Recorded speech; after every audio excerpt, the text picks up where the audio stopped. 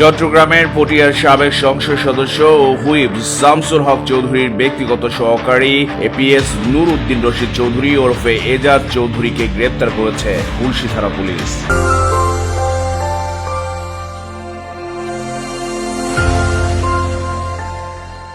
5 October শনিবার রাতে চট্টগ্রামের খুলশীর একটি বাসা থেকে তাকে গ্রেপ্তার করবার পর 6 অক্টোবর রোববার দুপুরে আদালতের মাধ্যমে জেল হাজতে পাঠানো হয় বলে নিশ্চিত করেছেন খুলশী থানার ভারপ্রাপ্ত কর্মকর্তা মোহাম্মদ মুজিবুর রহমান। তিনি বলেন, পটিয়া থানা পুলিশের রিকোজিশনে ওখানকার একটি মামলায় তাকে খুলশী থেকে গ্রেপ্তার করা হয়।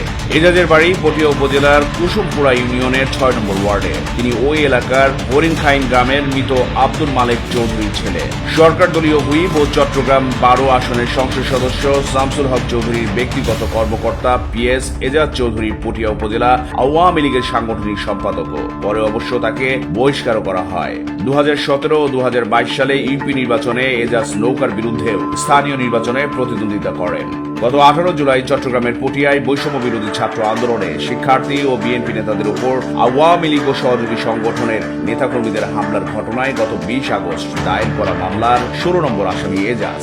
2020 সালে জুয়া ও ক্যাসিনো ব্যবসা, চাঁদাবাজি, মাদক ব্যবসা আর তদবির বাণিজ্য করে কোটি কোটি টাকার মালিক হওয়ার অভিযোগে এজাজ চৌধুরীকে জিজ্ঞাসাবাদ করে দুর্নীতি দমন কমিশন দুদক। সংস্থাটি তখন জানিয়েছিল, এজাজের পাশাপাশি তার বাবা আব্দুল মালেক, বড় ভাই সুলতানুর রশিদ চৌধুরী এবং স্ত্রী সুরাইয়া আক্তারের সম্পদের খোঁজ নেওয়া হচ্ছে। চট্টগ্রাম প্রতিদিন নিউজ ডেস্ক।